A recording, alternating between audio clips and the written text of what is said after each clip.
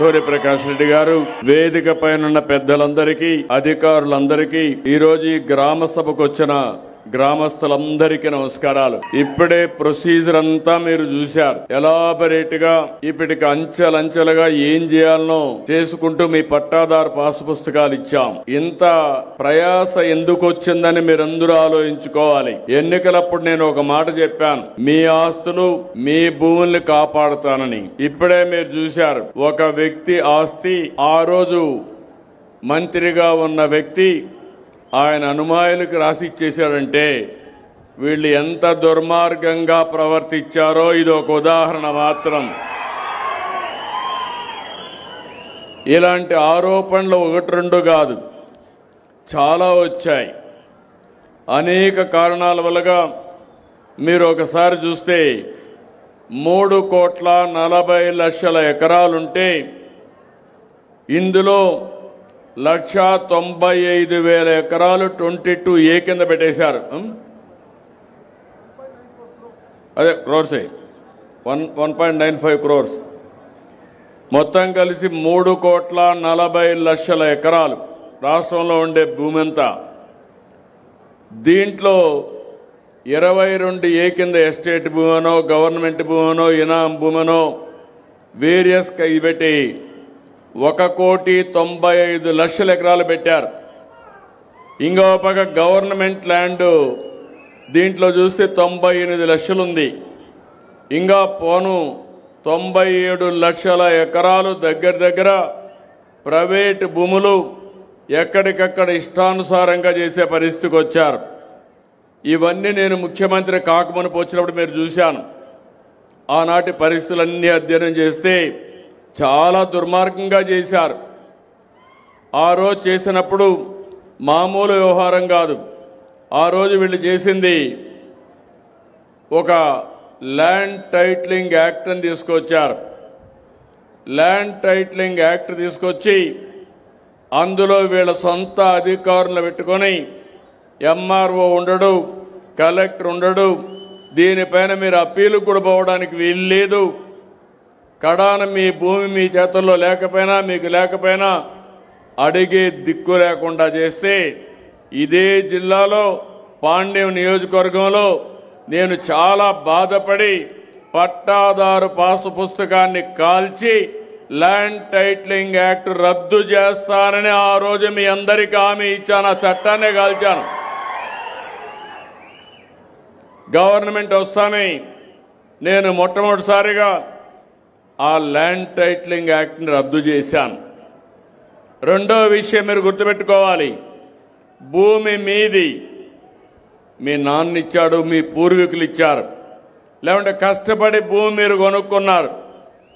ఆ భూమి మీద ఆ పట్టాదారు పాసు పుస్తకాలు వీళ్ళ ఫోటో వేసుకున్నారు. అంటే భూమి మీది వీళ్ళ ముఖం మీరు చూడాల నిద్ర లేస్తానే. ఇది ఎక్కడ న్యాయమో నాకు అర్థం కాలేదు. ఇది ఒక పెద్ద ఫోటోల పిచ్చ. ఆ ఫోటోల పిచ్చితో మీ జీవితాలతో ఆడుకునే పరిస్థితికి వచ్చారు. మూడో విషయం మామూలు కాదు, మీ భూమి చుట్టుపక్కల సర్వే నెంబర్లు వేయాలంటే మామూలు రాళ్ళు వేయాలి. ఆ రాళ్ళు పైన మంచి గెలాక్సీ గ్రనైట్ తీసుకొచ్చి ఆనాటి పాలకుడు ఫోటో వేసుకున్నారు, బొమ్మ వేశారు. అంటే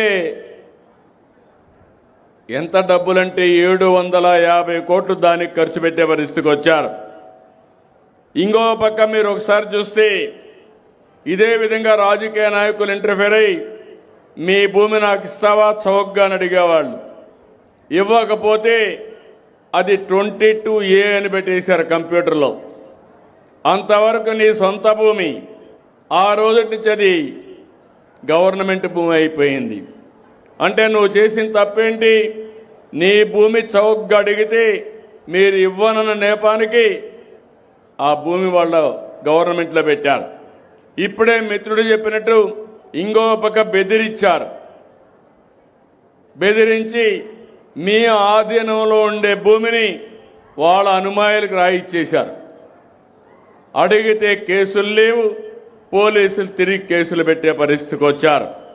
నేను వస్తానే ఎక్కడికి పోయినా కట్టలుగా దర్జీలు వచ్చేటివి. మా భూ కబ్జా జరిగింది, మా సొంత భూమి, ఈ భూమి పోతే మేము బతకలేం, ఏం చేస్తారో చేయమంటే ఏం చేయాలో నాకే దిక్కులు తిరిగిన పరిస్థితి. నేను 4వ ముఖ్యమంత్రి, నాకు అనుభవం ఉంది, కానీ ఎప్పుడూ ఇలాంటి పరిస్థితి నేను చూడలేదు, నా జీవితంలోనే చూడలేదు. నేను రెవెన్యూ మినిస్టర్గా కూడా 98లో పనిచేశాను. రెవెన్యూ వ్యవహారాలు తెలుసు. తెలంగాణలో మీరు ఒకసారి చూస్తే అప్పుడు నిజాం ఉండేవాడు, అక్కడ కూడా నేను 9.5 సంవత్సరాలు ఎక్కువ సమయం ముఖ్యమంత్రిగా ఉన్నాను. అక్కడంతా కూడా భూ వివాదాలు ఉంటాయి. బ్రిటిష్ వాళ్ళు మనకు పరిపాలించేవాళ్ళు, ఇక్కడ భూ వివాదాలు చాలా తక్కువగా ఉన్నాయి. దానికి కారణం జమాపన చేయడం, ఎప్పటికప్పుడు రికార్డులన్నీ కంప్లీట్ చేయడం, అప్డేట్ చేయడం, ఇవన్నీ జరిగాయి. నాకు ఈరోజు మీరు గుర్తుపెట్టుకోవాలి, ఒక దుర్మార్గమైన పని చేసినప్పుడు దాన్ని సరిచేయడానికి ఇప్పటికి 20 నెలలు అయింది. 3 నెలల నుంచి ప్రారంభించాను. ఒకవేళ నేను అక్కడ కూర్చొని మీరు చేయమంటే ఇప్పుడు మీ సమస్యలు నాకు అర్థం కావు, అధికార యంత్రాంగం సరిగా పనిచేయకపోతే మీకు అన్యాయం జరుగుతుంది. అందుకే నేను మా మంత్రి గారితో, మా CCLA కమిషనర్ గారితో కూర్చొని మొత్తం అధ్యయనం చేశాం. అధ్యయనం చేసిన తర్వాత నేను 26వ సంవత్సరం, ఒక్క సంవత్సరం టైం తీసుకుంటున్నాను. సర్వే చేయాలి, సర్వే చేసి బౌండరీలు ఫిక్స్ చేయాలి, మీ ముందర చేయాలి, మళ్ళా దాన్ని ప్రింట్ చేయాలి. ప్రింట్ చేయాలంటే ఇక్కడెక్కడో కర్నూలులోనూ అమరావతిలో ప్రింటింగ్ మిషన్ లేదు. కరెన్సీ నోట్లు ఎట్టయితే ప్రింట్ చేస్తారో అదేవిధంగా దీనికి సెక్యూరిటీ ఫీచర్స్ పెట్టి రాబోయే రోజుల్లో ఎవ్వడు కూడా మీ రికార్డు తారుమారు చేయకుండా పక్కాగా పట్టా ఇవ్వాలని నిర్ణయం చేశాను. అది అయిన తర్వాత మళ్ళీ తారుమారు చేస్తారని QR కోడ్ తీసుకొచ్చాను. నువ్వు ఇక్కడ కూర్చున్నావు, నీ భూమి నీ పేరుతో ఉందా లేదా ఇక్కడి నుంచి చెక్ చేసుకోవడానికి నీ ఫోన్లోనే చెక్ చేసుకోవచ్చు.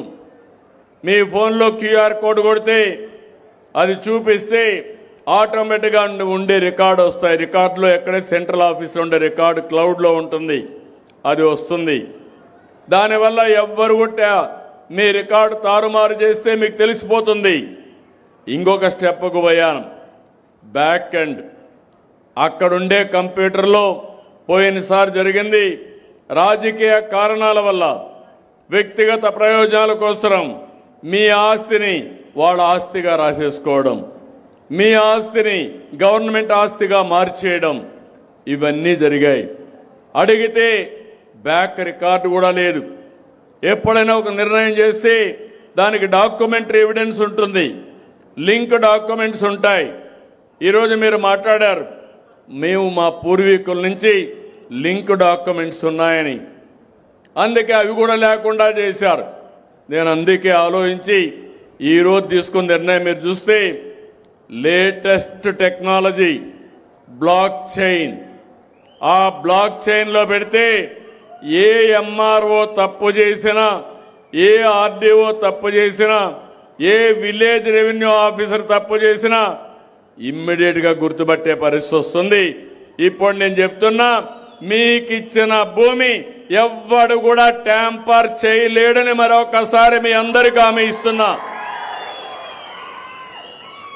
వెనకానుండే రికార్డులు ట్యాంపర్ చేయలేరు, మీ పట్టాదారు పాసు పుస్తకాన్ని ట్యాంపర్ చేసే పరిస్థితి ఉండదు. ఇది నాకు ఒక దుర్మార్గమైన పని. ఈ దుర్మార్గమైన పనికి నేను ఒక అనౌన్స్మెంట్ ఇచ్చాను. ప్రతి నెల 9వ తారీఖున నేను వస్తాను, నా సమక్షంలో ఎట్ట జరిగిందో చూస్తాను. అదే సమయంలో గ్రామ సభలు పెట్టాలి, ప్రొసీజర్ ప్రకారం చేయాలి. మీరు సర్వే చేసేటప్పుడు మీ సమక్షంలో చేయాలి. మీరు ఆమోదించిన తర్వాత ఒక డ్రాఫ్ట్ నోట్ తయారు చేయాలి. దానిపైన మీ యొక్క ఆమోదం ఈకేవైసీ తీసుకోవాలి. మీరు ఓకే అంటే ఆ ప్రూఫ్ పెట్టుకొని అప్పుడు ప్రింటింగ్ ప్రెస్ పంపిస్తాం. మళ్ళా వచ్చిన తర్వాత మీకు చూపించి ఇదే మరిగా చదివించి ఎక్కడ కూడా ఒక చిన్న పొరపాటు లేకుండా, ప్రింట్ మిస్టేక్ లేకుండా, స్పెల్లింగ్ మిస్టేక్ లేకుండా మీకు ఇచ్చే బాధ్యత నేను తీసుకున్నానని మీ అందరికీ హామీ ఇస్తున్నా. ఇక్కడ కూడా మీరు ఒకటి గుర్తుపెట్టుకోవాలి, ఒక్క రూపాయి కూడా అవినీతి జరగకూడదు. నేను చాలా స్పష్టంగా ఉన్నా. మీరెవ్వరు కూడా ఒక్క రూపాయి ఇవ్వద్దండి. ఎవరికి ఇవ్వాల్సిన అవసరం లేదు. ఎవరైనా స్వార్థపరులు మేము ఇప్పిస్తామని బేరాలు చేస్తే మాత్రం మీరు జాగ్రత్తగా ఉండండి. నా ఆలోచన ఒకటి, ఒక్క పైసా అవినీతి లేకుండా మీ భూమి మీకు పట్టా ఇప్పించే బాధ్యత నేను తీసుకుంటున్నానని చెప్పి కూడా నేను మీకు తెలియజేస్తున్నా. ఇంకో పక్క మీరందరూ ఒకసారి ఆలోచిస్తే ఈరోజు జరిగే కార్యక్రమం రాబోయే ఒక్క సంవత్సరం దీన్ని పూర్తి చేసే బాధ్యత తీసుకుంటా. టోటల్గా 16,816 గ్రామాలు ఉన్నాయి. వీళ్ళు వచ్చిన తర్వాత 6,860 గ్రామాల్లో చేశారు. 34,30,000 పాస్ పుస్తకాలు ఇవ్వాలి. ఆ రోజు తప్పుల తడక కింద 19,93,000 ఇచ్చారు. అన్ని తప్పులే, రికార్డు తారుమారు చేసి ఇచ్చేశారు. నేను వచ్చిన తర్వాత అన్ని కూడా పుస్తకాలు ప్రింట్ అయినట్టు అన్ని కూడా వదిలిపెట్టి నన్ను చాలా మంది మా ఆఫీసులు అడిగారు, ఈ పుస్తకాలు ఇచ్చాం, రైతులకు చేరాయి, మళ్ళా ఇప్పుడు చేయలేం, చేయాలంటే వాళ్ళనే డబ్బులు కట్టమంటామంటే నేను ఒకే మాట చెప్పాను, చేసింది తప్పు మీరు, కాబట్టి డబ్బులు కట్టరు, మనమే పెట్టుకుందాం, ప్రింట్ చేయండి, మళ్ళీ ఎలాంటి తప్పులు లేకుండా పట్టాదారు పాసు పుస్తకాలు మీకిమ్మని ఆదేశాలు ఇచ్చాను. ఇప్పటికీ 19,33,093 ఇచ్చాం. ఇంకా బ్యాలెన్స్ 14,43,000 ఉన్నాయి. ఇవి కాకుండా 9,956 గ్రామాలు కొత్తగా ఇంకా బ్యాలెన్స్ గ్రామాలు సర్వే చేయాలి. ఇక్కడ సింగిల్ గ్రామాలు 7,518 ఉన్నాయి. ఇక్కడ 47,92,000 పట్టాదారు పాస్ పుస్తకాలు ఇవ్వాలి. నాన్ సింగిల్ విలేజ్లు 2,438 ఉన్నాయి. 15,02,000 ఇవ్వాలి. 9,956 గ్రామాల్లో 62,92,000 పట్టాదారు పాస్ పుస్తకాలు ఇస్తాం. మొత్తం కలిసి రాష్ట్రమంతా ఎన్నున్నాయని మీరు చూస్తే 16,816 గ్రామాల్లో 97,028 పాస పుస్తకాలు ఇవ్వాలి. ఈ కార్యక్రమంలో మీకు ఒకటే హామీ ఇస్తున్నా, ఇప్పుడే మీ గ్రామంలో విషయం చెప్పాను, ఏమేం సమస్యలు ఉన్నాయో కూడా మీకు ఎక్స్ప్లెయిన్ చేశాం. అన్ని సమస్యలు పరిష్కారం చేసి మ్యాక్సిమం మా వాళ్ళు ఫిబ్రవరి అంటున్నారు, మార్చి అంటున్నారు, కానీ నేనైతే డిసెంబరే పెట్టుకున్నా.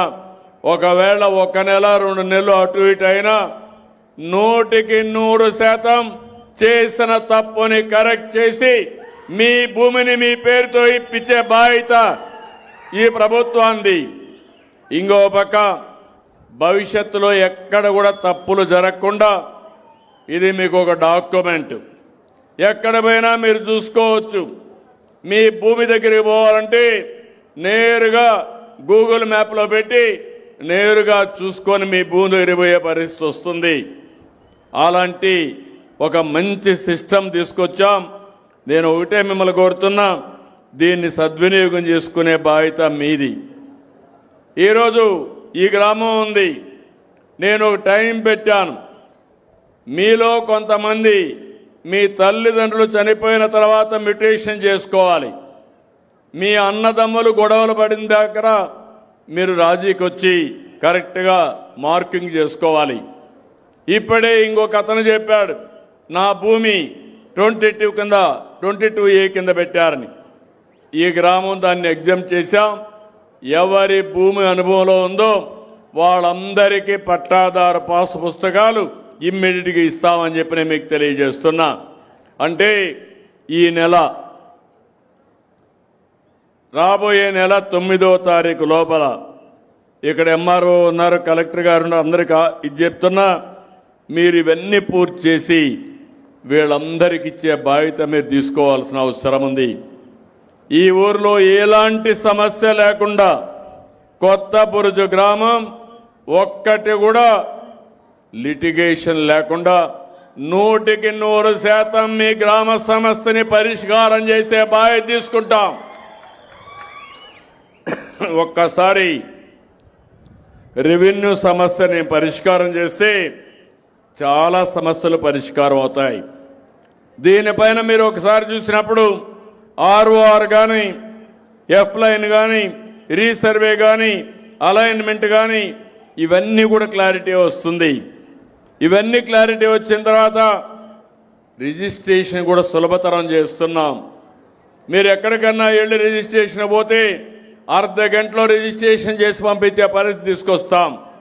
అక్కడ కూడా ఒక్క పైసా అవినీతి ఇవ్వకుండా, ఎవరికి డబ్బులు ఇవ్వకుండా మీకు రిజిస్ట్రేషన్ చేపిస్తాం. నేను ఒకటే ఆలోచిస్తున్నాను, ఈ ప్రభుత్వం సుపరిపాలన మీకు అందించాలని మొన్న ఎన్నికల్లో నేను చూశాను. మీరు ఎంతో అభిమానం చూపించారు. ఆ రోజు మన రాష్ట్రం విధ్వంస పాలయ్యింది. నేను, మా మిత్రుడు పవన్ కళ్యాణ్ గారు, జనసేన అధినేత, బీజేపీ నరేంద్ర మోడీ గారు కలిసి ఎన్డీఏ గవర్నమెంట్ ఏర్పాటు చేస్తామని హామీ ఇచ్చాం. మీరు ఓటేయండి, రాష్ట్రాన్ని పునర్నిర్మాణం చేస్తా అన్నాం, పూర్వ వైభవం తీసుకొస్తా అన్నాం. మేము చెప్పిన మాట మీరు నమ్మి ఆ రోజు మాకు అధికారం ఇచ్చారంటే మామూలు అధికారం కాదు.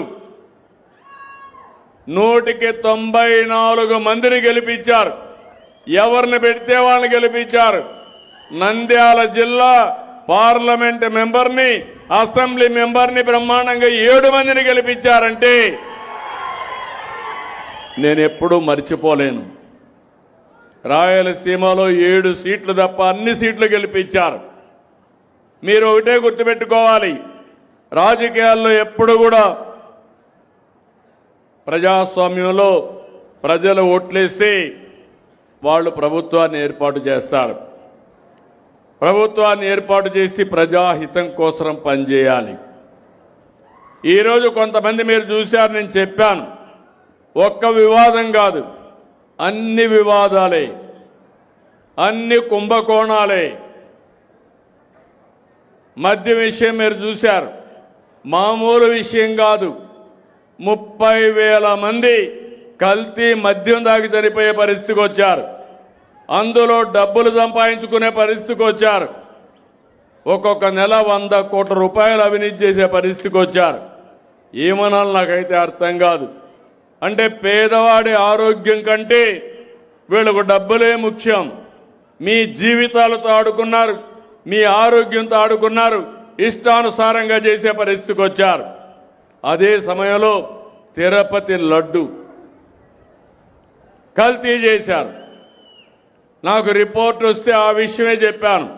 మీరందరూ గుర్తుపెట్టుకోవాలి, నేను ముఖ్యమంత్రి అయిన మొదటి రోజున నేను నా సెక్రటరీని పెట్టుకొని 2వ సంతకం తిరుమల తిరుపతి దేవస్థానానికి ఈవోని వేశాను. ఎందుకు వేశానంటే ఎక్కడ చూసినా ఆరోపణలు, పవిత్రత దెబ్బతినింది, కలుషితమైన ప్రసాదాలు తయారు చేశారు. అవి చూసిన తర్వాత నేను వెంకటేశ్వర స్వామి భక్తుడిని, మీరు గుర్తుపెట్టుకోవాలి. దానికి కారణం నేను తీవ్రవాదులపైన పోరాడాను, ముఠా నాయకులపైన పోరాడాను, మత విద్వేషాలు రెచ్చగొట్టే వాళ్ళపైన పోరాడాను, రౌడీల్ని ఎక్కడ కూడా రోడ్డు మీదకి రానియకుండా చేశాను. ఇక్కడ ఈ రాష్ట్రమే సమైక్య ఆంధ్రప్రదేశ్ చేశాను. అప్పుడు తీవ్రవాదులు నా మీద కోప్పడి 23 క్లేమోర్ మైన్స్ ని అలిపిరిలో నా పైన ప్రయోగించారు. సాక్షాత్ వెంకటేశ్వర స్వామి దిగొచ్చి నాకు ప్రాణభిక్ష పెట్టాడు కానీ లేకపోతే ఇది జరిగేది కాదు. కొన్ని లక్షల మంది తీవ్రవాద సమస్యతో చనిపోయారు, వాళ్ళు చనిపోయారు. 30 ఏళ్లకు మునుపు నేను పోరాడాను. ఈరోజు వాళ్లే సరెండర్ అయిపోయే పరిస్థితికి వచ్చారు. తీవ్రవాద సమస్య పరిష్కారం అయ్యే పరిస్థితి వచ్చింది. రెండో పక్కన రాయలసీమలో ముఠా నాయకులు, అప్పట్లో నేను చూసేవాడిని, ఎన్నికలు వస్తే డబ్బుల కంటే బాంబులు అడిగేవాళ్ళు. ప్రతి ఒక్కరు కూడా ఎమ్మెల్యేగా ఉండేవాళ్ళు. మేము ఎన్నికలు బూతులు కాచుకోవాలంటే మాకు బాంబులు కావాలి, మీరు దానికి డబ్బులు ఇమ్మనో లేకుంటే బాంబుల కోసం అడిగేవాళ్ళు. నేను ఆ రోజు ఆలోచించాను, ప్రజాస్వామ్యంలో ఇలాంటి దౌర్భాగ్యాలేంటి, ఇలాంటి నీతి మాలిన కార్యక్రమాలేంటి. ఆ రోజు ఇంకో పక్క చూశాను, మా ఆడబిడ్డలు కూడా రాయలసీమలో పౌరుషానికి పోయేవాళ్ళు. ఎవరన్నా చంపితే నేను కుంకుమ కూడా తీయను, మళ్ళా అతన్ని చంపిన తర్వాత నేను సాంప్రదాయాల ప్రకారం ఏం చేయాలో అవన్నీ చేస్తామని చెప్పేవాళ్ళు. అది చూసిన తర్వాత నాకు చాలా బాధ కలిగింది. అప్పటికే వెనుకబడిన ప్రాంతం ఇష్టానుసారంగా చేసే పరిస్థితికి వచ్చారు.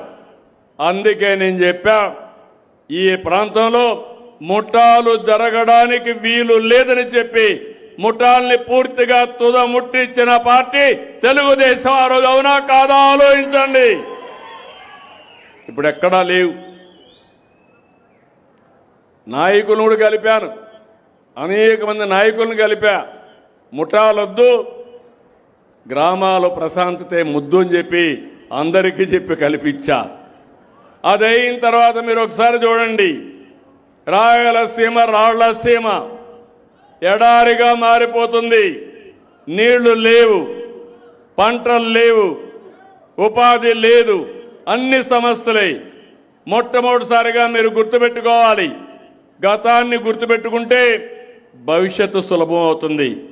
గతాన్ని మరిచిపోతే ఎప్పటికప్పుడు మళ్ళీ మమ్మల్ని పైకెక్కించడం, మళ్ళా కిందికి దించడం, మీ కష్టాలు రావడం, మళ్ళా మేము వచ్చి కష్టపడడం. మీరు చూశారు కదా. ఈరోజు నేను అడుగుతున్నా మిమ్మల్ని, గుండె మీద ధైర్యం వేసుకొని చెప్పండి, ఇటీవల కాలంలో ఈ డోన్ నియోజకవర్గంలో 30 చెరువులకు నీళ్లు హంద్రి నీవా ద్వారా ఇచ్చామా లేదా అని మిమ్మల్ని అడుగుతున్నా. ఆ హంద్రి నీవా ప్రవేశపెట్టింది, ఆ ఆలోచన వచ్చింది నందమూరి తారక రామారావు గారికి. రాయలసీమలో హంద్రి నీవా, నగరి గాలేరు, తెలుగు గంగ, SRBC ఇవన్నీ ఆయన శ్రీకారం చుట్టాడు. నేను వచ్చిన తర్వాత ఇవన్నీ పూర్తి చేసే అదృష్టం నాకు వచ్చింది. మీరు గుర్తుపెట్టుకోవాలి, ఈరోజు హంద్రి నీవా పోకపోతే ఆ నీళ్లు మీ చెరువులకు వచ్చేటి కాదు. ఆ చెరువుల్లో నీళ్లు వస్తే బంగారు పండించే రైతాంగం ఉన్నారు, బంగారు పండే భూములు మన దగ్గర ఉన్నాయి. అందుకే నేను ఆలోచించి ఒక సంవత్సరంలో 3,500 కోట్ల రూపాయలు అవుతుందంటే పర్వాలేదు, హంద్రి నీవా కాలం వెడల్పు చేయాలని 733 కిలోమీటర్లు వెడల్పు చేసి కడాను కుప్పానికి కూడా నీళ్లు ఇచ్చామంటే మీరు గుర్తుపెట్టుకోవాలని ఆ పట్టుదల. మీరంతా భగీరథుడి గురించి వింటారు. భగీరథుడిని స్ఫూర్తిలో పెట్టుకుని ఈ రాయలసీమలో ప్రతి ఎకరాకు నీళ్లు ఇవ్వాలనేది నా సంకల్పం అని మరొక్కసారి మీకు విజ్ఞప్తి చేస్తున్నా. అన్ని చెరువులకు నీళ్లు రావాలి, అన్ని రిజర్వాయర్లో నీళ్లు ఉండాలి, అన్ని పొలాలు కళకళలాడాలి. అందుకే ఇటీవల కొత్త ప్రోగ్రాం కూడా తీసుకున్నాను. రాయలసీమని రతనాల సీమ చేస్తా. రాయలసీమలో ఉద్యానవనంగా చేసి ఇక్కడ మీరించి ఉత్పత్తి చేసే ఉత్పత్తుల్ని దేశ స్థాయికి పంపిస్తాం, ప్రపంచ స్థాయికి పంపిస్తాం, మెరుగైన వెరైటీ తెప్పిస్తాం, మెరుగైన ధర ఇప్పించి ఎక్కడికక్కడ అగ్రో ప్రాసెసింగ్ ఇండస్ట్రీ కూడా పెడతాం. ఇప్పుడే మీరు అక్కడ చూశారు, మామూలుగా మనకు మామిడి ఉంది. ఒక ఉదాహరణ, ఒకప్పుడు మామిడి మనం ఎప్పుడు వ్యాపారం చేసేవాళ్ళం కాదు. నేను కూడా రాయలసీమ బిడ్డే, ఇక్కడే పుట్టా, మాకు కూడా మామిడి తోటలు ఉన్నాయి. ఆ రోజు నేను మామిడి తోట చూస్తే ఇంటికోసం 1 ఎకరా 2 ఎకరాలు వేసుకునేవాళ్ళం. ఆ తర్వాత 4-5 ఎకరాలు ఉంటే ఏం చేయాలో తెలియక అందరికి కూడా ఇచ్చిన తర్వాత ఒకసారి పంపకాలు కూడా చేసేవాళ్ళం. ఎవరికైనా మనకు పండ్లు వస్తే, మామిడి పండ్లు వస్తే ఊర్లో వాళ్ళకి అందరికి 1 పుట్ట 2 పుట్టలు ఫ్రీగా ఇచ్చేవాళ్ళం. అది మన సంస్కృతి. తర్వాత ఆలోచించిన తర్వాత ఎవరో ఒకరు వచ్చేవాళ్ళు బయట నుంచి, మీ తోట మేము కొంటామని. అప్పుడు వాళ్ళకి ఇచ్చేవాళ్ళం, ఓకే కొనుక్కొని ఇంత డబ్బులు ఇస్తారని. అక్కడి నుంచి వాణిజ్య పంటగా తయారైంది మామిడి. మీరు గుర్తుపెట్టుకోవాలి, అంత మునుపంతా కూడా ఇవన్నీ ఉండేటివి కాదు. అక్కడి నుంచి వాణిజ్య పంట అయితే ఈరోజు మామిడి కానీ నేను చూశాను, మామిడికి తెగులు వస్తుంది. మామిడి అటు ఇటు ఊగితే ఆ కొమ్మలు రాచుకొని పండు కూడా సరిగా ఉండదు. దానికి ఈరోజు పేపర్ కవర్ పెట్టారు. పేపర్ కవర్ పెడితే పోయినసారి రేట్లు బాగా పడిపోయినాయి. నేనే ఆ రోజు ₹4 ప్రతి ఒక్క కేజీకి సబ్సిడీ ఇచ్చాను. సబ్సిడీ ఇచ్చి రైతులు కాపాడుకోవడానికి ముందు ఎవ్వరు ఇవ్వాల, తెలంగాణ ఇవ్వాలా, లేకపోతే తమిళనాడు ఇవ్వాలా, కర్ణాటక ఇవ్వలేదు, మనమే ఇచ్చాం. ఇప్పుడు కొత్తగా ఇంట్రడ్యూస్ చేశాం, 50% ఈ కవర్ ఏదైతే ఉందో ఆ కవర్ ఒక్కొక్క పండుగ ఒకటి పెడితే మంచి నాణ్యమైన పళ్ళు వస్తాయి. పోయిన సంవత్సరం అందరికీ 7,000, 8,000, 5,000 వస్తే ఈ కవర్ పెట్టిన వాళ్ళకి 40,000, 35,000 వచ్చాయి. ఇప్పుడు మీరు చూస్తే ఇంటర్నేషనల్ మార్కెట్లో డిమాండ్ పెరిగి 1 టన్నుకు 1,40,000, 1,30,000 వస్తున్నాయంటే అది మన పంటకుండే విలువ. ఆ విలువని పెంచడం మీ అందరి బాధ్యత. దానికి సహకరించే బాధ్యత నాదని మీకు తెలియజేస్తున్నా. అందుకే భవిష్యత్తులో హామీ ఇస్తున్నా, రాయలసీమని హార్టికల్చర్ హబ్గా తయారు చేస్తాం. కేంద్రంతో మాట్లాడాం, 30,000 కోట్ల రూపాయలు ఇవ్వడానికి సిద్ధపడ్డారు, అది కూడా తీసుకొస్తాం.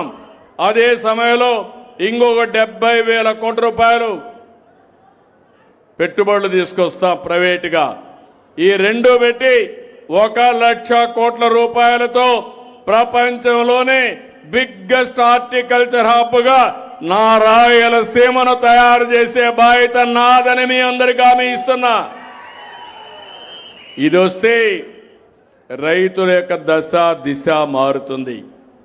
నేను ఈ కార్యక్రమాలు ఆలోచిస్తా ఉంటే తిరుపతిలో లడ్డు కల్తీ, మద్యం విషం, ఇంకో పక్క భూములని కబ్జా ఎక్కడికక్కడ చేస్తా ఉంటే అవన్నీ ప్రక్షాళన చేయడానికి నాకు సమయం అంతా సరిపోతా ఉంది. దానిపైన మళ్ళా తప్పుడు ప్రచారం, సిబిఐ రిపోర్ట్ ఇచ్చిన దానిపైన తప్పుడు ప్రచారం. నేను ఒకటే చెప్తున్నా, వెంకటేశ్వర స్వామికి అపచారం చేస్తే, వెంకటేశ్వర స్వామిని అపవిత్రం చేస్తే నేను ఎట్టి పరిస్థితుల్లో ఉపేక్షించనని మరొక్కసారి మీ అందరికీ హామీ ఇస్తున్నా. నేను చెయ్యను, వేరే వాళ్ళని చేయనీయను. ఇంకో పక్క ప్రార్థనాలయాలు కూడా, మసీదులు కానీ చర్చిలు కానీ వాళ్ళని గౌరవిస్తాం, అవి కూడా కాపాడుతాం. మత సామరస్యాన్ని కాపాడాలి, ప్రతి ఒక్కరి మనోభావాలను కాపాడాలి. కుట్రపూరితంగా మత విద్వేషాలు రెచ్చగొట్టాలని, లేనిపోని సమస్యలు చేయాలంటే మాత్రం ఎట్టి పరిస్థితుల్లో ఉపేక్షించనని చెప్పి మరొక్కసారి మీ అందరికీ హామీ ఇస్తున్నా. మీరు ఒక్కసారి గుర్తుపెట్టుకోవాలి, ఈ రాయలసీమలో ఏం జరిగాయని. నేనే ముఖ్యమంత్రి ఆ రోజు 2019 ఎన్నికల కంటే ముందు నిద్ర లేచి టీవీలో ఒక వార్త వచ్చింది. ఆ వార్త పాపం వివేకానంద రెడ్డి ఆత్మహత్య, మన గుండెపోటుతో చచ్చిపోయాడని. నేను అది చూసిన తర్వాత నాకు అనిపించింది, రే పాపం వివాదాలు లేని వ్యక్తి చనిపోయాడని నేను కూడా అన్నాను. మధ్యాహ్నాలకు అది అందరూ అదే నమ్మారు. మా పోలీసుని మేనేజ్ చేశారు. ఇప్పుడే మా ఆర్డీఓ చెప్తున్నాడు అది కావాలని చేశారని చెప్తే, కాదు అది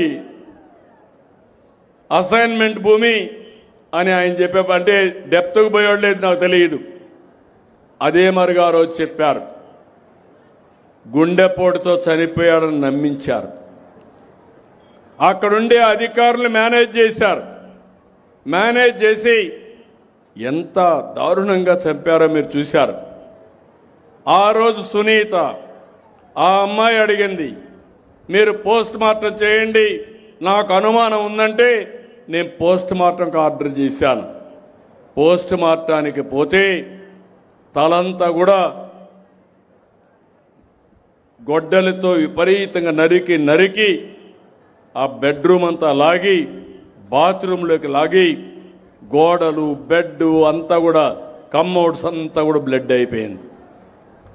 అది చూసిన తర్వాత అవన్నీ క్లీన్ చేశారు. మా ఆఫీసరు సాక్షులుగా వాళ్ళకి సపోర్ట్ చేశారు ఏమీ లేదని. సాయంత్రం వచ్చాడు, ఆ అమ్మాయినే మేనేజ్ చేశాడు.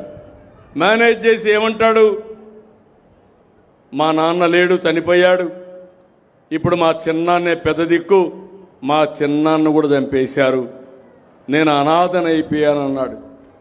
మీరు నమ్మారు, మీరు నమ్ముతారు, మీ మంచితనం అది. నమ్మిన తర్వాత నెక్స్ట్ డే ఏం చేశాడు, నారాసుర రక్త చరిత్రని నా చేతిలో కత్తిపెట్టి ఆయన చేసిన నేరాన్ని నాణ్యతను దోహేశాడు. అది నమ్మారు మీరు. 2019లో ఓట్లేదు. దానివల్ల ఏం జరిగిందో ఒక్కసారి చూడండి.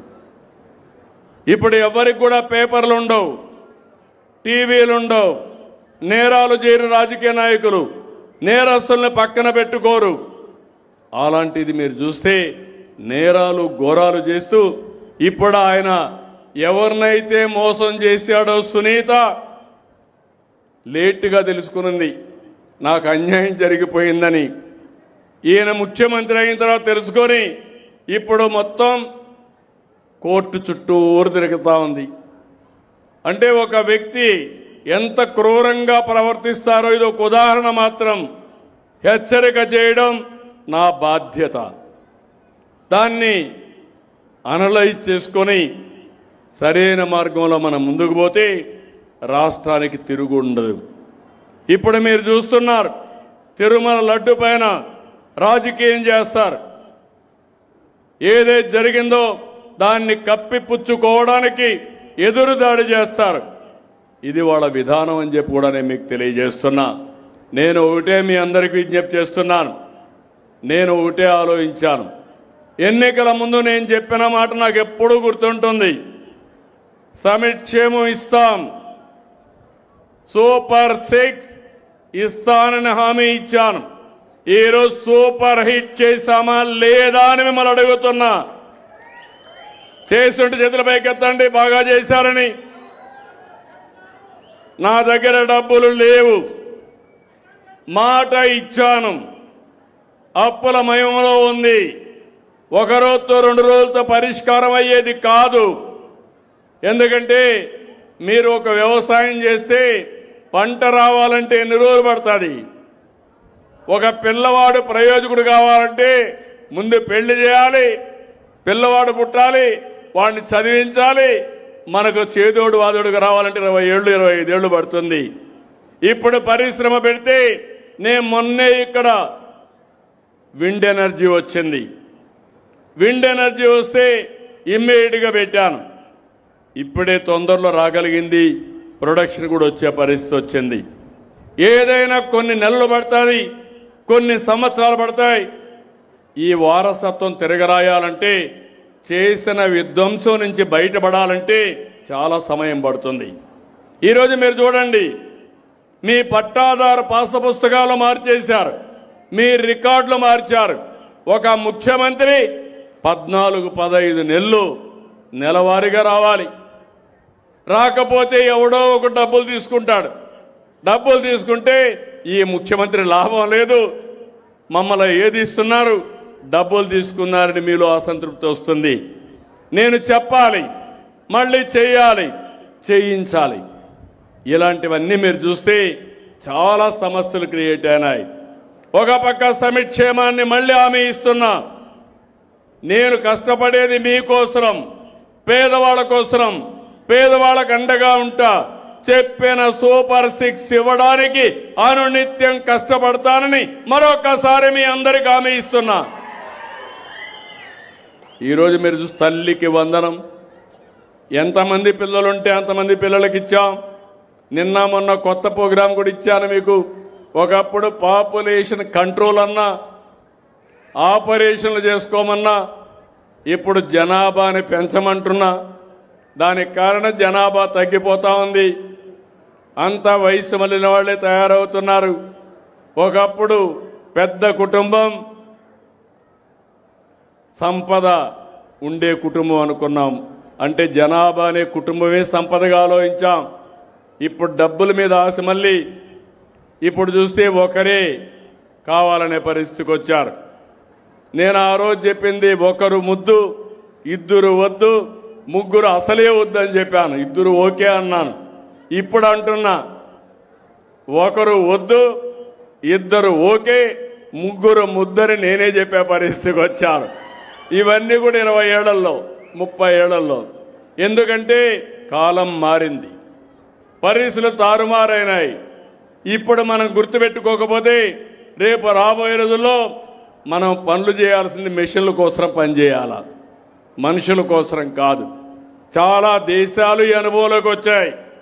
దేశాల్లో జనాభా తగ్గిపోయింది, కుటుంబాలు విచ్ఛిన్నం అయిపోతున్నాయి. మనం కూడా గుర్తుపెట్టుకోవాలి, పెన్షన్ కోసం కుటుంబం విడిపోతా ఉంది, ఇండ్ల కోసం కుటుంబాలు విడిపోతున్నాయి, రేషన్ కోసం కుటుంబాలు విడదీసేస్తున్నారు. నేను అందుకే ఆలోచించి పెద్ద కుటుంబానికి ఎక్కువ ప్రభుత్వ సహాయం చేయాలని ఒక నిర్ణయానికి వచ్చాను.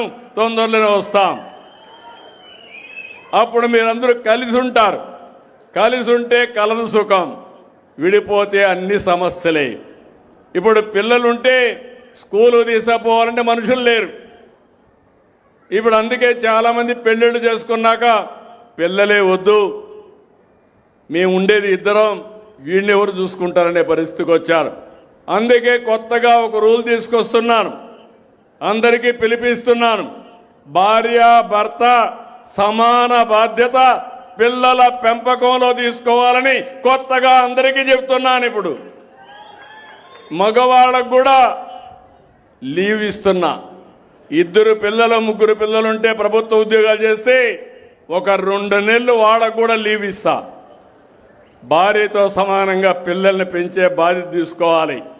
లేకపోతే ఆడవాళ్లే భారం అయిపోయి ఈ పిల్లలే వద్దు, నీకు బాధ్యత లేదనే పరిస్థితికి వచ్చారు.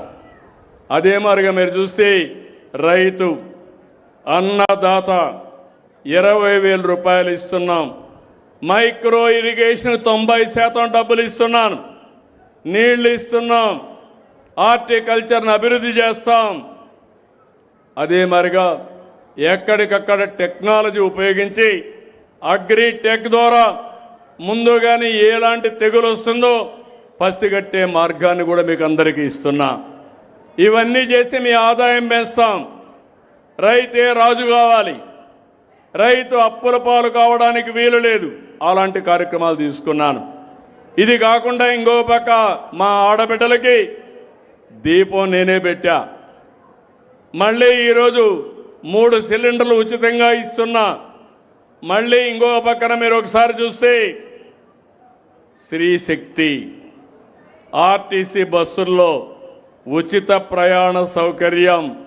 ఎక్కడికి పోవాలన్నా దర్జాగా మీ ఆధార్ ఇచ్చేసి ఏ టెంపుల్కి పోవాలన్నా, ఏ మసీదుకి పోవాలన్నా, ఏ ప్రాంతానికి పోవాలన్నా ఫ్రీగా ప్రయాణం చేసి ఏర్పాటు చేశాను.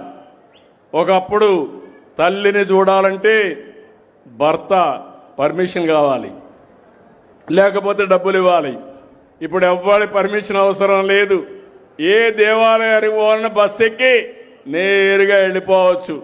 అక్కడ కూడా ఉచితంగా భోజనం పెడుతున్నాం. మళ్ళీ అన్నదానం అన్ని టెంపుల్స్లో పెడుతున్నాం. దానికి కూడా ప్రక్షాళన చేస్తున్నాను.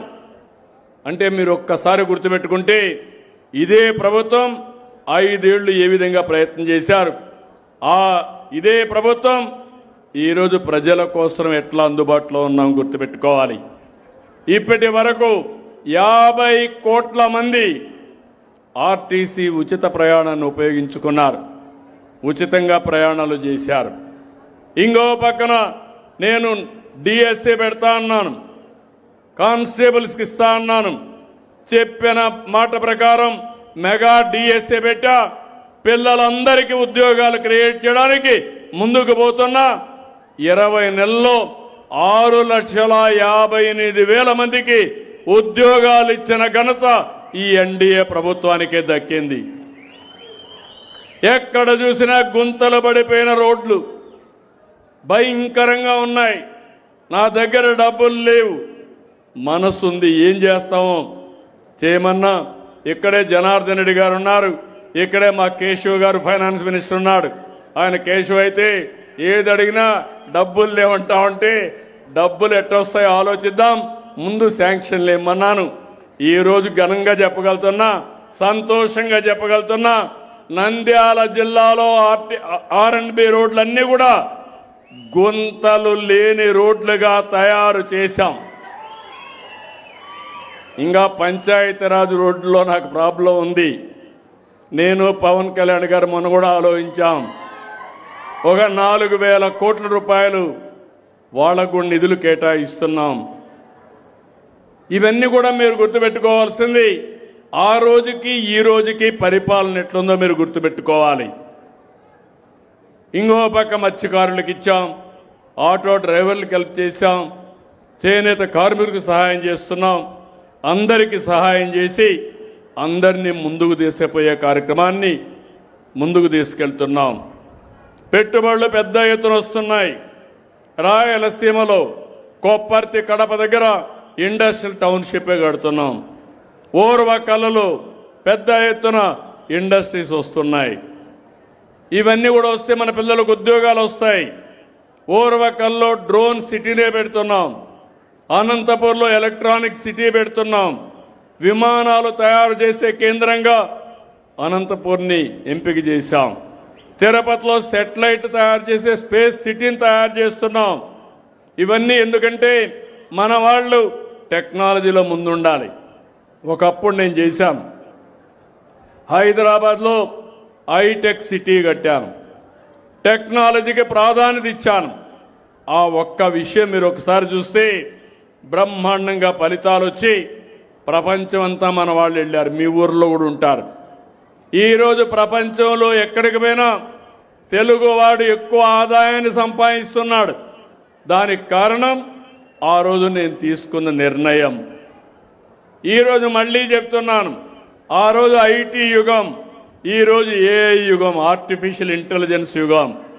ఈరోజు మీ ఆరోగ్యం కోసం మీ పొలాన్ని పంట ఎక్కువ సాగు చేయాలన్నా, ఆధునిక పద్ధతులు ఉపయోగపడాలన్నా, ఎప్పటికప్పుడు తెగులు నివారించాలన్నా ఏఐ ద్వారా మీకు అన్ని విషయాలు చెప్పే పరిస్థితికి వస్తున్నాం.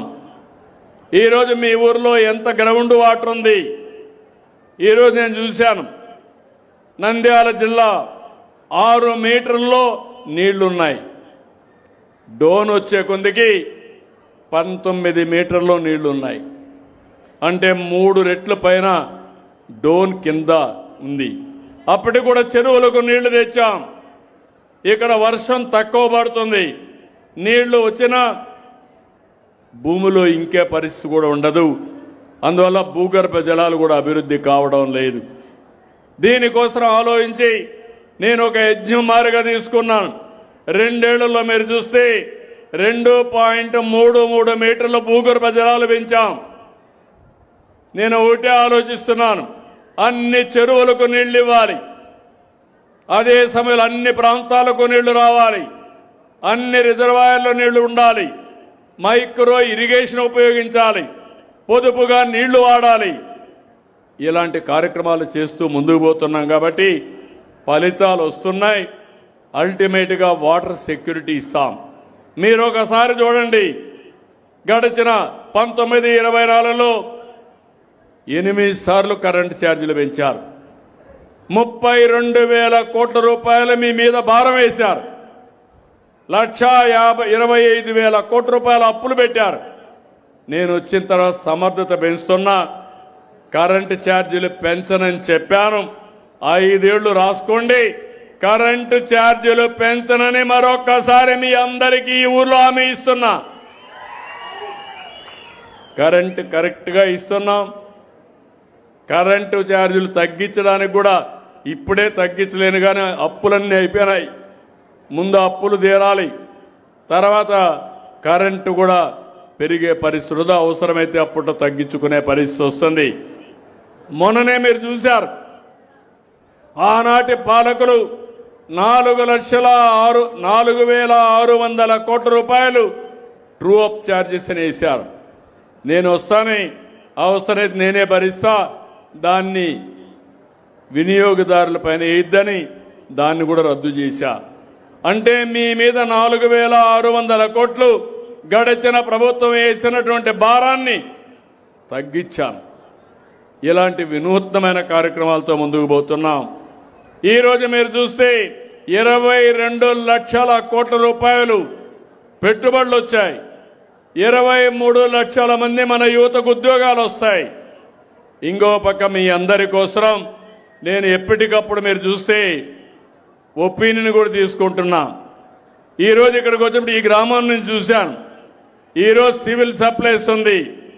గ్రామాన్ని మీరు చూస్తే 94.87% సాటిస్ఫాక్షన్ ఉంది.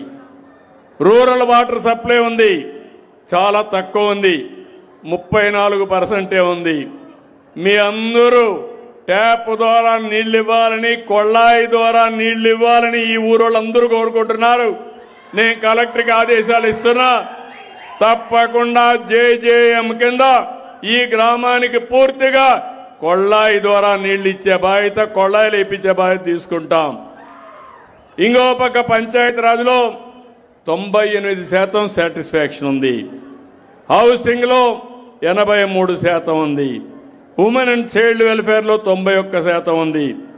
ఫ్యామిలీ వెల్ఫేర్లో 95% ఉంది. అగ్రికల్చర్లో 81% ఉంది. హార్టికల్చర్లో 83% ఉంది. ఫ్యామిలీ పబ్లిక్ హెల్త్లో 96% సాటిస్ఫాక్షన్ ఉంది. అనిమల్ హస్బెండరీ, ఆవులు కానీ పాడి పరిశ్రమ ఇవన్నీ కూడా చూస్తే 85 ఉంది. పంచాయతీరాజ్ డిపార్ట్మెంట్ మిగిలినట్లు 77% ఉంది. రూరల్ డెవలప్మెంట్ డిపార్ట్మెంట్ 89% ఉంది. అదే మరిగా డైరెక్ట్ ఇక్కడ చూస్తే లా అండ్ ఆర్డర్లో కొంత తక్కువ ఉంది. నేను అందుకని ఒక్క విషయం మీరు గుర్తుపెట్టుకోండి, పెన్షన్ ఇస్తున్నాం. పెన్షన్ ఇస్తానే మీకు ఒక ఫోన్ వస్తుంది, వస్తా ఉందా? అడుగుతున్నామా? మీరందరూ బటన్ నొక్కుతున్నారా? నేను ఏ పని చేసినా మీ యొక్క ఆమోదం తీసుకొని, మీ ఫీడ్బ్యాక్ తీసుకొని, ఏ అధికారి సరిగా పనిచేయకపోతే ఆ అధికారి పైన దృష్టి పెడుతున్నా. ఏ రాజకీయ నాయకుడు మీకు అందుబాటులో లేకపోతే ఆ రాజకీయ నాయకుడిని ఒత్తిడి పెంచుతున్నా. నా ఆలోచన ఒకటి, మీరందరూ అభిమానించే పరిపాలన రావాలి, అందరికీ న్యాయం జరగాలి.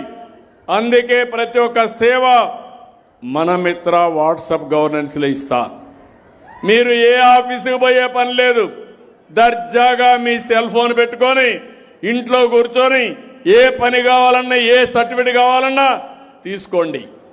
రెండోది, ఒకవేళ మీరు ఆ సర్టిఫికెట్సే కాకుండా అది రాయడం కూడా తెలియకపోతే రాబోయే రోజుల్లో మీరు ఫోన్లో మాట్లాడి, ఇంట్లో మాట్లాడినట్టు మాట్లాడి, నేను ఇన్ని గంటలకు ఇక్కడి నుంచి నంద్యాలకు పోవాలా, బస్సు ఎప్పుడు వస్తుందని అడిగితే అదే చెప్తుంది.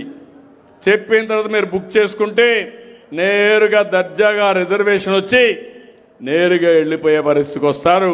అంటే మీరు మాట్లాడే మాటలు కూడా టెక్స్ట్గా కన్వర్ట్ చేసి సమస్య పరిష్కారం చేసి మళ్ళా మీకు జవాబు చెప్పే బాధ్యత నాదని మీ అందరికీ హామీ ఇస్తున్నా. టెక్నాలజీని ఉపయోగిస్తాం, మీకు మెరుగైనటువంటి జీవన ప్రమాణాలు పెంచుతాం. అయితే మీ దగ్గర నుంచి ఒకటే నాకు కావాలి, నేను చెప్పేదంతా వింటున్నారు, వినేసి రేపు మళ్ళా మీరు ఏం చేస్తున్నారంటే అన్నీ బాగున్నాయి వీళ్ళు లేకపోయినా పర్వాలేదు అనుకుంటున్నారు. నా పని వైకుంఠ పాడి మారిగా తయారవుతుంది. పైకి ఎక్కించడం, మళ్ళా కిందికి పడడం, మళ్ళా పైకి ఎక్కించడం. అది మారాలి. సుస్థిరమైన పాలన సమగ్ర అభివృద్ధికి నాంది. ఆ విషయం మీరు గుర్తుపెట్టుకోవాలి. ఈరోజు గుజరాత్ ఉంది, 25 సంవత్సరాలు ఒకే పార్టీ, కేంద్రం ఉంది, 15 ఏళ్ళు ఎన్డీఏ, మళ్ళీ ఎన్డీఏనే వస్తారు. మీరు మాత్రం అన్ని పనులు అయిపోయినాక మళ్ళా మీరు ఆలోచిస్తారు ఇంకెవరన్నా వస్తే ఇంకా ఎక్కువ ఇస్తాడేమని ఆశపడతారు. అది తాత్కాలికమైన ఆశ. ఇప్పుడు నేను మా డాక్రా ఉమెన్కి ఒక పని చేశాను. నేనే డాక్రా సంఘాలు పెట్టాను. ఈరోజు డాక్రా సంఘాలు పెట్టి పోయిన సంవత్సరం అంతర్జాతీయ మహిళా దినోత్సవ సందర్భంగా 1,00,000 మందిని పారిశ్రామికవేత్తలుగా తయారు చేయాలని ఎంఎస్ఎంఈలు పెట్టించాను. బ్రహ్మాండంగా చేశారు. నిన్న మళ్ళీ అనౌన్స్ చేశాను, 6 లక్షల మందిని అదనంగా ఒక్క సంవత్సరంలో మీ ఊర్లో దొరికే ముడి సరుకులు ఉపయోగించి మీరు వస్తువులు తయారు చేస్తే మీ వస్తువుల్ని ప్రపంచం మొత్తం అమ్మించే బాధ్యత ఈ ప్రభుత్వం తీసుకుంటున్నామని చెప్పి కూడా నేను మీకు తెలియజేస్తున్నా. చాలామందికి టాలెంట్స్ ఉన్నాయి. 1,10,00,000 మంది ఉన్నారు. కొన్ని వేల ప్రోడక్ట్స్ తయారు చేయొచ్చు. 3 కోట్ల మంది మీరే కన్జ్యూమర్లుగా ఉన్నారు. అందరినీ తీసుకొచ్చాను. 37 మందితో ఒప్పందాలు చేశాం.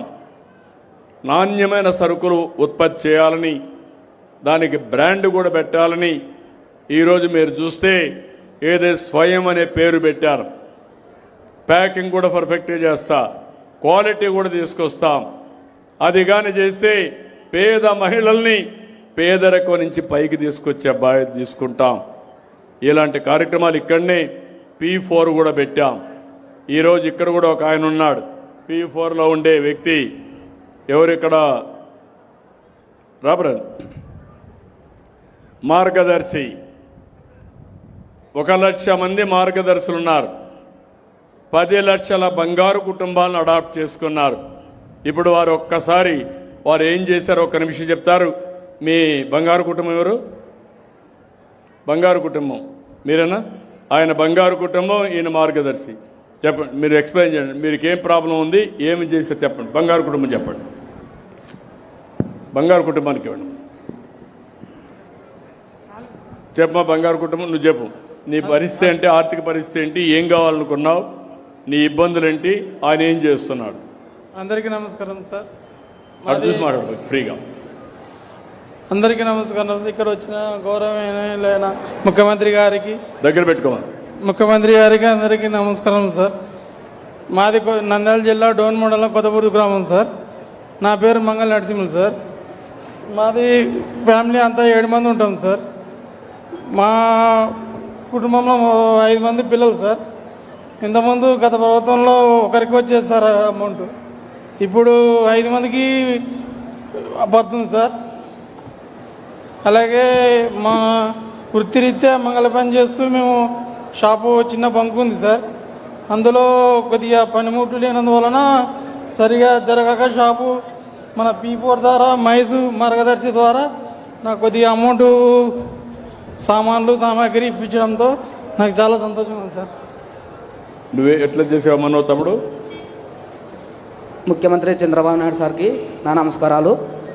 ఈ వేదికన్న పెద్దలందరికీ నా నమస్కారాలు. ఈయన చాలా పేద కుటుంబం సార్. అనేది మేము చేయడానికి మేము చిన్నగా ఉన్నప్పటి నుండి వీళ్ళ డాడీకి చాలా ఇబ్బందులు ఉన్నాయి. అదేవిధంగా వచ్చేసి వీళ్ళ డాడీ కిడ్నీ స్టోన్స్ పడి 4-5 లక్షలు ఖర్చు పెట్టినాడు సార్. దానికోసం మేము చిన్నగా ఉన్నప్పటి నుండి కటింగ్ షాపులు చూసుకుంటూ ఈయనకి కొద్దిగా పనిముట్లు లేకపోవడం వలన నీకు పనిముట్లు ఇప్పించడం జరిగింది సార్. ఇప్పుడు ఈ విధంగా చాలామంది హెల్ప్ చేశారు, వాళ్ళందరినీ అభినందిస్తున్నా. నా ఉద్దేశం ఒకటి, సమాజం వల్ల పైకి వచ్చిన వాళ్ళు సమాజంలో ఇబ్బందుల్లో ఉండే వాళ్ళకి చేయూతనివ్వాలి. ఇది మన బాధ్యత. అందుకే P4 తీసుకొచ్చాం. అదే పేరు మార్గదర్శి, అదే సమయంలో బంగారు కుటుంబం. నేను పేరు కూడా పెట్టాను MBK, అంటే మార్గదర్శి బంగారు కుటుంబం. పైనుండే 10 మంది మార్గదర్శులు, కింద నుండే 20 మందిని 20% చేయూతనివ్వాలి. అంటే నిరంతరం కింద నుండే వాళ్ళకి సహాయం చేస్తూనే ఉండాలా.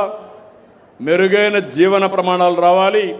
అవి రావాలంటే డబ్బులు కొంతమందికే ఉండడం కాదు, అందరికీ ఆ డబ్బులు అనుభవించే అవకాశం రావాలి. ఆరోగ్యం బాగుండాలి, సరైన తిండి తినే పరిస్థితి రావాలి, కనీస సౌకర్యాలు ఉండాలి. అందుకే నేను చేయాల్సిన పనులు నేను చేస్తా.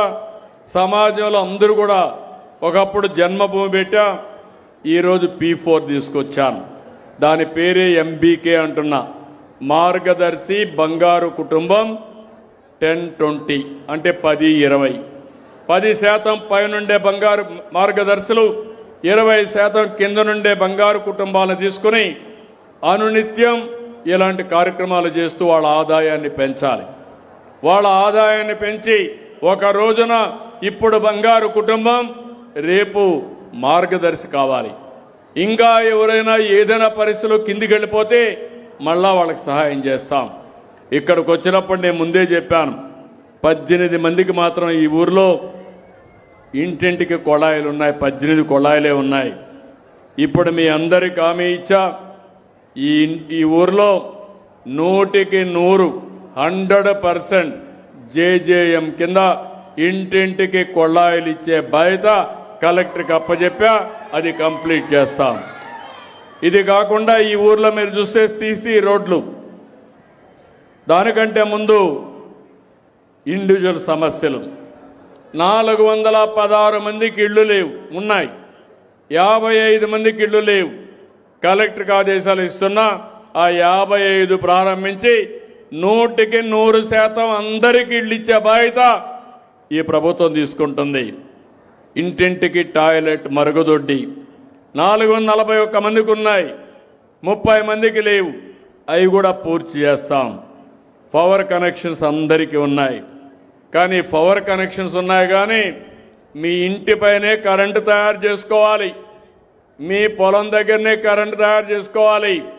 SC STలకు పూర్తిగా మేమే డబ్బులు ఇచ్చి పెట్టిస్తాం.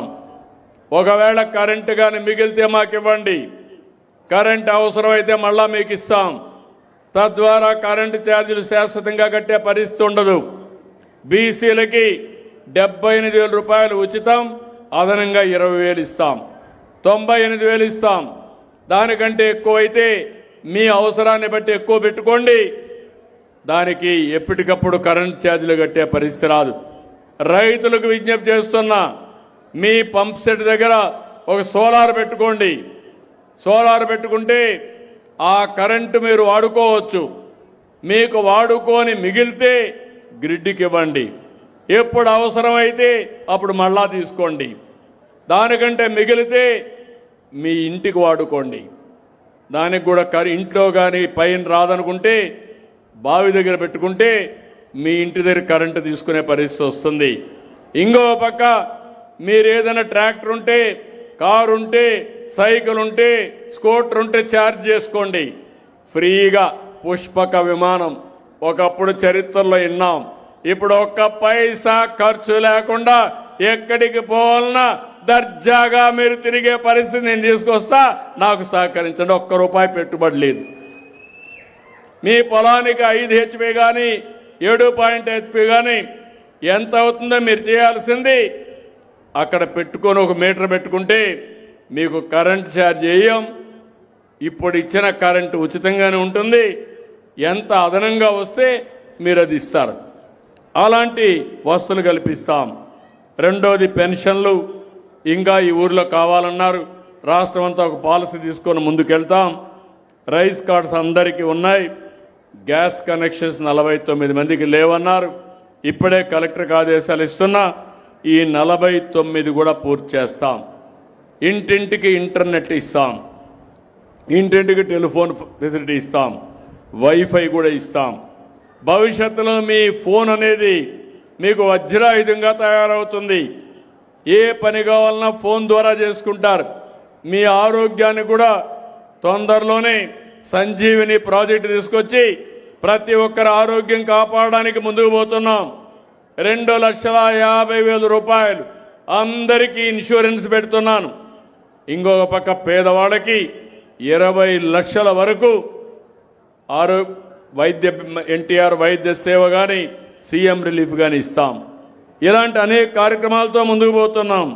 ఇంకో పక్క ఈ ఊర్లో మీరు చూస్తే 100% సాసా కింద ఇంటింటికాడ గార్బేజ్ తీస్తున్నారు. ఇంకొక పక్కన స్ట్రీట్ లైట్స్ 56 ఉన్నాయి, ఇంకో 10 కావాలన్నారు, అవి కూడా ఇప్పిస్తాను. డ్రైన్స్ 2 కిలోమీటర్లు ఉంది, ఇంకొక 1/2 కిలోమీటర్ కావాలన్నారు, ఇమ్మీడియట్గా అది కూడా పూర్తి చేస్తాం.